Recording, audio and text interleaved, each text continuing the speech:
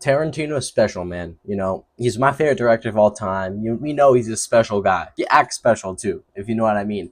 But, I feel like he's created one of the greatest selections of characters of all time. He writes his own stories, makes it 10 times cooler than if you just take somebody else's story. No offense to the guys that do. That's still cool. David Fincher, I fucking love that guy. But there's something special about it when you create your own characters, you create the backstory behind the characters, and it just makes it so much more authentic in what you truly vision in the movie. So Tarantino, I gotta give you my props, and I gotta give you your props for creating some of the best characters of all time. Let's get into the top 10 greatest Tarantino characters that were ever made and ever put on the screen, and let's get into it. At the top 10 spot, coming out of Django, we got the man himself, Calvin Candy. I wouldn't say he was one of the greatest cinematic villains of all time, but he's definitely up there. In terms of movies, this is one of the greatest movies ever made. But if we're talking strictly villains, I wouldn't say Calvin Candy is like a top tier villain. But is he a good character? Yes. Is he a good guy in real life? No. But is he a good character? Yes. And he made the movie so much better. That character, the way he acted throughout the movie, the scenes where he starts finding out what's really going on, it builds suspense. The character's a good ass character. He's terrifying as fuck. He's crazy. He's brutal. No, he has no filter. He's a good character and it made the movie that much better. I gotta put on the list Calvin Candy at number 10. At 9, super underrated in my opinion, Jackie Brown's Ordell Robbie. He's a fucking good character. I love his beard. I love his whole vibe. I love the hats he was wearing, The whole movie, he just played a great character. He said good dialogue, and that's one of those characters that I'd be friends with in real life. Maybe he wouldn't be friends with a 16-year-old kid making videos about cinema in his room, but would I want to be friends with him? Yes. Would I want to have some conversation with him? Yes. Would I want to do business with him? Yes. Do I think he's an awesome character and a great friend? Yes. I love the character. Ordell Robbie's at number 9. And if you like me at all, you like cinema, please subscribe, and mean the world to me. So consider it, at least. Consider it. Love y'all. Let's get on to the next. At number 8, we got the gangster himself, Marcellus motherfucking Wallace. I thought he's a great character and one of the greatest characters in Pulp Fiction. Not the best, you got some more on the list, upper. But I thought Marcellus was great, and I'd love to see, if there was, a Pulp Fiction 2, probably not, but if there was Marcellus Wallace in it, I wish we got to see more of him. Genuinely a good character. He's got some depth to the guy, too. Tarantino, I feel like he put in the hours, wrote this character well. The glasses are cool, the earrings are cool. Tarantino put a lot envisioning into this character, and it showed out. On screen, the character is awesome, and I can't give any more props out to Marcellus Wallace. Other than you know what, I thought he was such a good character. I wish I didn't get to see him go out like that, though. Up next, at 7, we got the leader of the Inglourious Bastards himself, Mr. Lieutenant Aldo Rain. I fucking love this character. Tarantino, props to you. Props to Brad Pitt. I'm a huge Brad Pitt fan. He's in a Tarantino movie. I gotta watch that. And he plays Lieutenant Aldo Rain, a protagonist that's kind of comedic, that's kind of funny, but he wants to kill some. He does the job, he sets up his bastard team, and they go take out fucking Hitler himself. And the reason why I love this character so much is because of, his comedic actions, his Gorlami, you feel me? That was corny to say, I'll be real. I was cringing when I said that, but Gorlami, if you know, you know. I thought he was such a good character, and I thought he played such an important role in the movie. And good job for Tarantino for writing this character. Without this character, the movie certainly wouldn't be the same. But yeah, I gotta give this character props, Lieutenant Aldo Rain. At 6, we got Rick Dalton. I love the character. I love how this movie was filmed too, where we just got to see his day-to-day life, just the camera's on his back, and we just see how he acts. The way he acts is funny as fuck. Fucking hippies. I love that line. One of my favorite lines of all time. The way he acts like a female when he gets scared of shit. Like he's listening to music in his backyard. Oh, got his music on. He's a funny ass character. I love the fucking character.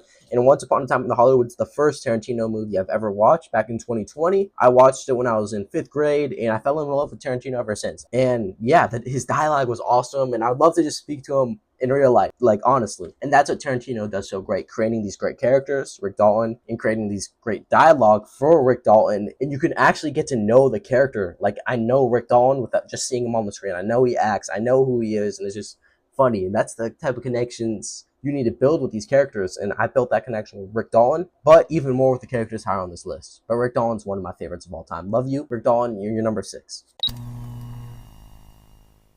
At 5, we're cracking the 5 spot now. Another Once Upon a Time in Hollywood character. Can you guess it? No, it's not Margot Robbie. Yes, it is Cliff Booth, Brad Pitt. I'm already said it. I'm a Brad Pitt fan, I just felt more magnetically attracted to Brad Pitt over Rick Dalton, or Cliff Booth, not Brad Pitt. and not attracted to him sexually. I'm talking like I liked him more. I thought he was just cooler. Please do not take that out of context. I thought he was cooler. I thought he was a cooler character. I thought he was more, tough. He beat that motherfucker up, that hippie ass guy. He threw that tomato can at that hippie's face at the end when he was high off the acid. I thought he was just cooler. Throughout the movie, he's a cooler guy. I loved his lifestyle of him at like the trailer park with his dog. And I actually bought a replicated outfit of his just because of the movie. Because I loved that. I love Once Upon a Time in Hollywood that much. My first Tarantino movie, I bought the Hawaiian shirt. I bought the vintage champion shirt. I bought the jeans. I looked exactly like that motherfucker when I was a kid. So next, I didn't. But yeah, Cliff Booth memories. At 4, like I genuinely don't know how you guys are gonna react to this, but I have Mia Wallace. Like seriously, I was making this list. And I'm like 4. I think I'm gonna put Mia Wallace there. She's one of my favorite characters, Tarantino characters of all time. And I thought she was so interesting. That part of Pulp Fiction was my favorite, in my opinion, with John Travolta and her. To see her at the shake place, at the 50 style restaurant, her whole vibe, her ODing, like I thought she was an interesting character. She's the gangster's wife. I wonder how that dynamic is, by the way. Marcellus Wallace and Mia Wallace, like I don't know how that works. Mia Wallace is so crazy, so I don't know how that works. But from her, like she's got a vibe to her. She's fun to be around, and she's interesting as fuck. And she's just a fun girl. Going to 50s restaurants, that's the type of girl you'd want to fall in love with. Like, seriously. Remember the time Tarantino thought he wrote the unplayable character? Yeah, that's number 3. Hans Lada, the man that speaks 6 languages, the man that played such an important role in Inglourious Basterds and made the movie suspenseful, good, thrilling. Spoke so many different languages, and he just seemed on point the whole movie. And yes, I will give half of it to Tarantino's writing skills, coming up with this character, writing the traits for this character, making the character. I'm gonna give some credit out to the guy that played the character. I'm gonna look his name up right now because I forgot. I forgot. Like, fuck. Shout out to Christopher Waltz. You also did such a good job with Dr. Schultz in Django. But yeah, both your acting combined with Tarantino's writing skills formed one of the greatest cinematic villains of all time, Hans Lada, the hunter. You know what I'm saying? The hunter. Watch the fucking movie if you haven't watched it. Inglourious Basterds is a masterpiece, and Hans Lada is one of the greatest cinematic villains of all time. Like he's won an Oscar off this role of Hans Lada, and I'm not surprised. It's a good ass character. At number 2, we got the bride herself, Uma Thurman, in Kill Bill. Such a good character. She's got the depth. She got the backstory. She's got the, the lore to her. She practiced with Japanese samurai or Japanese monks in Japan, in their temples. Like, she was a good-ass character. She had the backstory, the lore to her. To make her a good character, she has the revenge story. She has everything lined up for her. I feel like the bride's one of those characters that lasts a long time and yeah, just lasts a long time. But yeah, no, I think she's the second greatest Tarantino character of all time. The bride, Uma Thurman. At 1, we have 2 characters.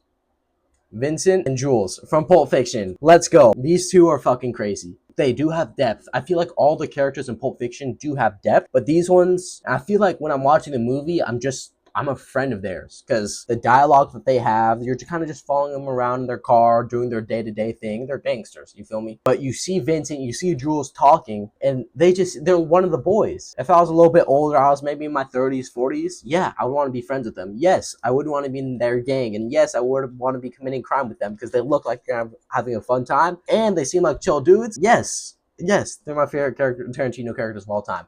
And Tarantino knows how to make a character funny. Like, Tarantino's just got that click. He did it with Rick Dalton. He did it with Ordell. He did it with Jules. He did it with Vincent. Like, these fucking characters are awesome, and that you feel really connected to them watching Pulp Fiction. You feel like you really know these guys. I'd honestly say Vincent is slightly better than Jules, but yeah, I like Vincent's style.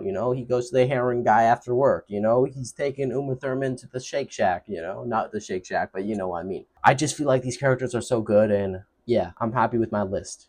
So I'd appreciate if you guys subscribe. That's a wrap for the video, and subscribe to my Twitch. I'm gonna be streaming on Twitch soon. So yeah, subscribe. I love y'all. All of you guys. I'll see y'all later, man.